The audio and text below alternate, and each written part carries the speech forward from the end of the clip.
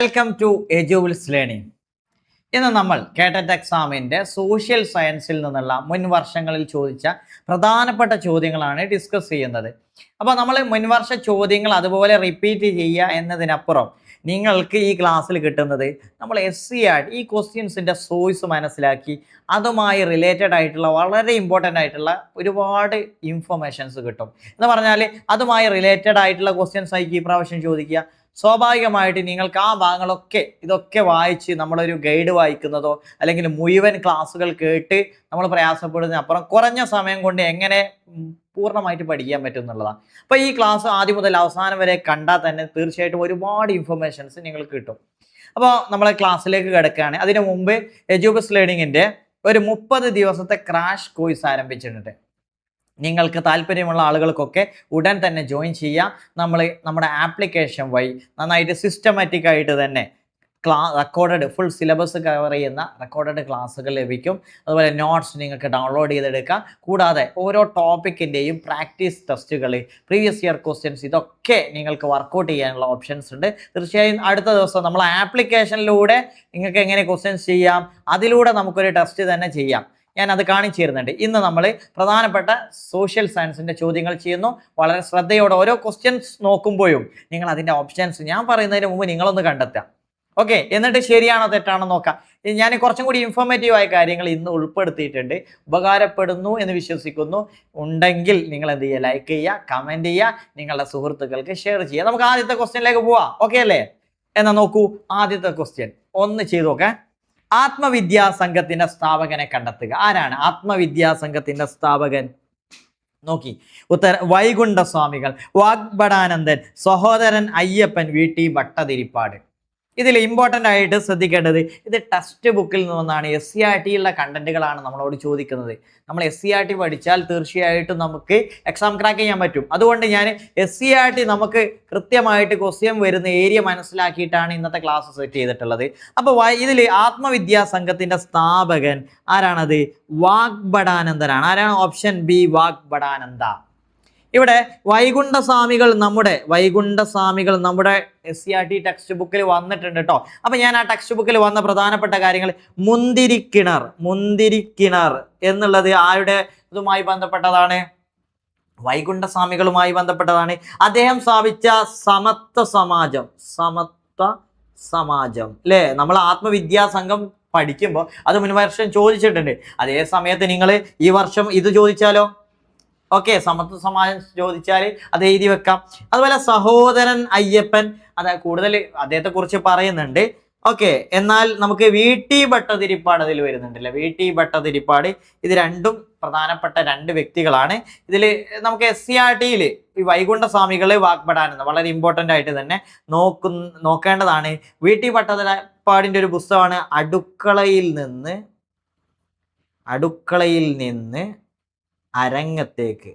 Okay, അരങ്ങത്തേക്ക് എന്നുള്ള നാടകം. പിന്നെ VT ഭട്ടതിരിപ്പാടുമായി നിങ്ങൾ ബന്ധപ്പെട്ട് നോക്കേണ്ടത് നമ്പൂതിരി സ്ത്രീകളുടെ ഉന്നമനത്തിന് വേണ്ടി പ്രവർത്തിച്ച സാമൂഹ്യ നവോത്ഥാന നായകനാണ്. Okay, VT Bhattathiripad. ഞാൻ പ്രധാനപ്പെട്ട നമ്മുടെ ടെക്സ്റ്റ് ബുക്കിൽ വന്നിട്ടുള്ള കാര്യങ്ങളാണ് നിങ്ങളോട് പറഞ്ഞിട്ടുള്ളത്. നിങ്ങൾക്ക് ഉപകാരപ്പെടും.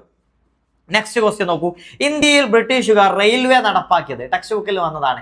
സ്വാതന്ത്ര്യ സമരവുമായി ബന്ധപ്പെട്ട് ബ്രിട്ടീഷുകാരെ കുറിച്ച് അവരുടെ ചൂഷണങ്ങൾ പറയുന്നുണ്ട്, ഗാന്ധിയുടെ സമരങ്ങൾ പറയുന്നുണ്ട്, അവരിവിടെ നടപ്പാക്കിയ ഒരുപാട് കാര്യങ്ങളെ കുറിച്ച് പറയുന്നുണ്ട്. അവിടെ നിന്ന് വന്ന ചോദ്യമാണ് 1853, 1857, 1856, 1885. അപ്പം ഞാനിത് ടെക്സ്റ്റ് ബുക്കിൽ നിന്ന് എവിടെ നിന്നാണ് വന്നതെന്ന് ഞാൻ കാണിച്ചത്. നോക്കൂ, റെയിൽവേയുടെ തുടക്കം. ഇന്ത്യൻ റെയിൽവേ ആരംഭിക്കുന്നത് 1853 ക്ലിയർ ആയോ?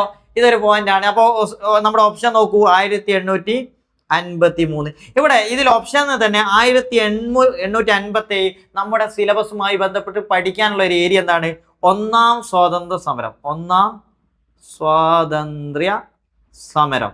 ഇത് മറന്നു വെറുതെ. 1850 അതിൻ്റെ പോലെ അല്ലേ 1757 ഏതാണ്? പ്ലാസി.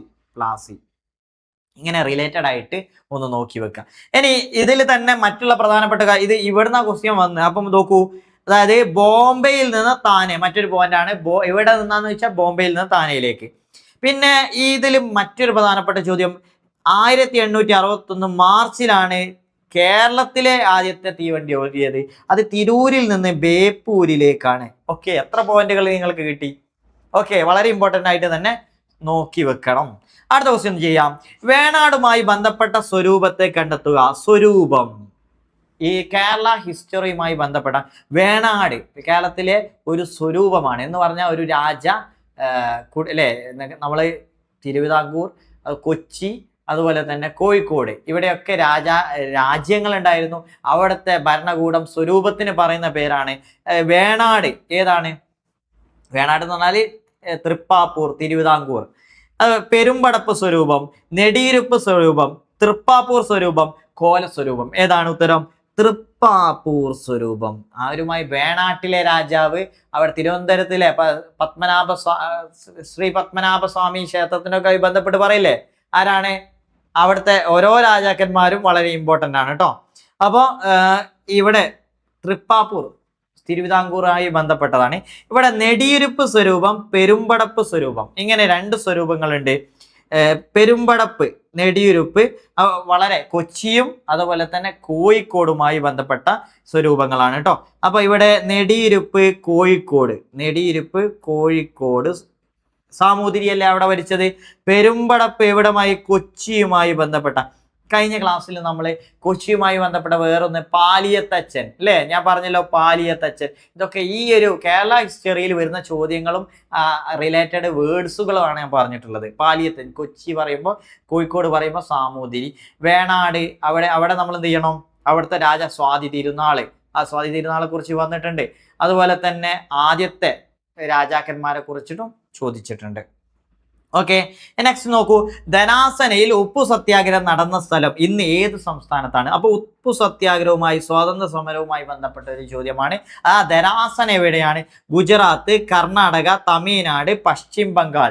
എവിടെയാണ് ധനാസന സ്ഥിതി ചെയ്യുന്നത്? അത് ഏത് സംസ്ഥാനത്താണ്? അത് നമ്മുടെ തമിഴ്നാട്ടിലാണ്. എവിടെയാണ്? സോറി, തമിഴ്നാട്ടിൽ എന്ന് പറയണ്ട, ഗുജറാത്ത് മാറിപ്പോയിട്ടോ, ഗുജറാത്തിലാണ് അത് സ്ഥിതി ചെയ്യുന്നത് കേട്ടോ. ഇനി നെക്സ്റ്റ് ക്വസ്റ്റ്യൻ നോക്കൂ. കാളിദാസൻ ജീവിച്ചിരുന്നത് ആരുടെ ഭരണകാലത്താണ് കാളിദാസൻ ജീവിച്ചിരുന്നത്? അത് ആരുടെ? അശോകൻ, കനിഷ്കൻ, ചന്ദ്രഗുപ്തൻ, അതുപോലെ രണ്ടാമൻ ഹർഷവർദ്ധൻ. ആരുടെ കാലത്താണ്? കാളിദാസൻ നമ്മുടെ പഴയ ഹിസ്റ്ററിയുമായി ബന്ധപ്പെട്ട് മധ്യകാലത്തിന്റെ ഭാഗമായിട്ട്, അതായത് പ്രാചീനം കഴിഞ്ഞ അടുത്ത ഘട്ടത്തിലുള്ള ഭാഗങ്ങളാണ്. സോ ചന്ദ്രഗുപ്ത രണ്ടാമന്റെ കാലഘട്ടത്തിലാണ്. അശോകന്റെ ധർമ്മത്തെ കുറിച്ച് പറഞ്ഞിട്ടില്ലേ, അശോകന്റെ. അതുപോലെ തന്നെ യുദ്ധം, കലിംഗ യുദ്ധം അശോകനുമായി ബന്ധപ്പെട്ടതാണ് കേട്ടോ.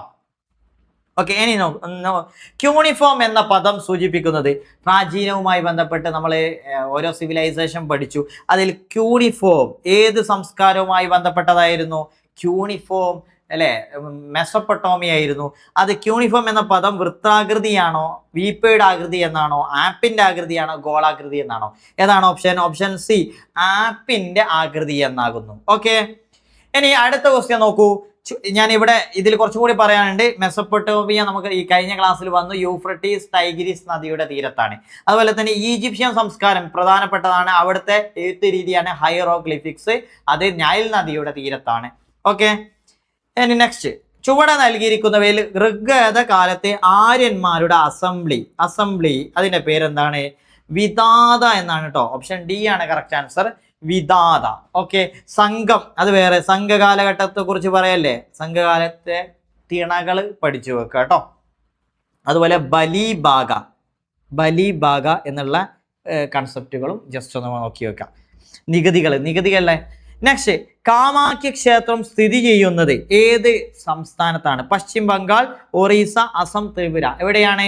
അത് പശ്ചിം ബംഗാളിലല്ല, അസമിലാണ് കേട്ടോ. അസമിലാണ് സ്ഥിതി ചെയ്യുന്നത്. നെക്സ്റ്റ്, ഞാൻ ഒന്നുകൂടി അടുത്ത ക്വസ്റ്റ്യൻ നോക്കൂ. ഇന്ത്യയിലെ ഫ്രഞ്ച് ആസ്ഥാനത്തെ കണ്ടെത്തുക. ഇത് നമ്മുടെ എന്താ പറയുക, കൊളോണിയലിസവുമായി ബന്ധപ്പെട്ട ഒരു ചോദ്യമാണ്. ഇന്ത്യയിൽ ഒരുപാട് പോർച്ചുഗീസുകാർ, ഫ്രഞ്ചുകാർ, ഡച്ചുകാർ, ഇംഗ്ലീഷുകാർ ഇവരൊക്കെ വന്നിട്ടുണ്ട്. അപ്പോൾ ഫ്രഞ്ച് ആസ്ഥാനം എവിടെയാണ്? ഗോവ, മദ്രാസ്, ബോംബെ, പോണ്ടിച്ചേരി. ഏതാണ്? നമുക്കറിയാം ഗോവയിൽ ബോംബെ, മദ്രാസ്, പോണ്ടിച്ചേരി. ഇതിൽ പോർച്ചുഗീസുകാർ വന്നിട്ടുണ്ടായിരുന്നത് എവിടെ? നമ്മൾ ഇപ്പോൾ പറയുന്ന ഇപ്പോൾ തമിഴ്നാട്ടിൻ്റെ ഭാഗത്തുള്ള പോണ്ടിച്ചേരിയില്ലേ, അവിടെയാണ്. അതെ, പോണ്ടിച്ചേരിയിലാണ് ഫ്രഞ്ചുകാരുണ്ടായിരുന്നത്. ഇതിൽ ഗോവ, ഇവിടെ നമുക്ക് കേട്ടോ, ഇവിടെ പോർച്ചുഗീസുകാരായിരുന്നു. പോർച്ചുഗീസുകാർ അവർ അവസാനം ഇവിടുന്ന് പോയത് അവിടെ നിന്നാണ് അല്ലേ, ഗോവയിൽ നിന്ന്. പിന്നെ ബോംബെയും മദ്രാസും ആരുടെ ആയിരുന്നു? ബ്രിട്ടീഷുകാർ കേട്ടോ, ബ്രിട്ടീഷുകാർ. അപ്പോൾ നമ്മുടെ ടെക്സ്റ്റ് ബുക്കിൽ ഇതുമായിട്ട് ബന്ധപ്പെട്ട ചോദ്യമുണ്ട്. അവിടെ ഇങ്ങനെ ഒരു മാപ്പ് കൊടുത്തിട്ടുണ്ട്. ഈ ഭാഗങ്ങളിലൊക്കെ ആരായിരുന്നു ഭരിച്ചിരുന്നത് അല്ലേ? കൽക്കത്ത നമുക്കറിയാം, ബ്രിട്ടീഷുകാർ പിടിച്ചെടുത്തല്ലേങ്ങോ കൽക്കത്ത. അവിടെയാണ് ബംഗാൾ, ബംഗാളൊക്കെ അവിടെയാണ്. ഇന്ത്യയിൽ ആദ്യമായിട്ട് ബംഗാളിൽ 1757 പ്ലാസിയുമായി ബന്ധപ്പെട്ടതാണ്. മദ്രാസ് ആ ഭാഗങ്ങളിൽ, പോണ്ടിച്ചേരിയിൽ നമ്മുടെ ഫ്രഞ്ചുകാർ, കാരക്കൽ അവിടെയും ഫ്രഞ്ചുകാരാട്ടോ. ഇതിൻ്റെ ഭാഗമായിട്ടാണ് ഇവിടെ മാഹി, ഈ ഒരു ഏരിയയിൽ ഫ്രഞ്ചുകാരായിരുന്നു. കൊച്ചിയിൽ, കൊല്ലം ഈ ഭാഗങ്ങളൊക്കെ അവരെന്ത് ചെയ്തു? ഗോവയിൽ നമുക്ക് എന്ത് ചെയ്തു? ഗോവയിൽ പോർച്ചുഗീസുകാർ. അല്ലേ, ബോംബെയിൽ ബ്രിട്ടീഷുകാരായിരുന്നു. ദാമൻ, ദിയു, സൂററ്റ് ആദ്യം സൂററ്റുമായി ബന്ധപ്പെട്ടിട്ടുണ്ട്. ആദ്യമായി പാണ്ഡികശാല സ്ഥാപിച്ച സ്ഥലം ബ്രിട്ടീഷുകാർ സൂററ്റിലായിരുന്നു. ഓക്കെ, ഇനി നെക്സ്റ്റ് അവസാനത്തെ ചോദ്യം നോക്കാം. ഫ്ലൈയിങ് ഷട്ടിൽ ലൂം കണ്ടുപിടിച്ചത്, ഇത് ടെക്സ്റ്റ് ബുക്കിൽ നിന്ന് വന്നതാണടാ. ആരാണ്? John Kay, Richard Arkwright, Samuel Crompton, Edmund Cartwright. ആരാണ്?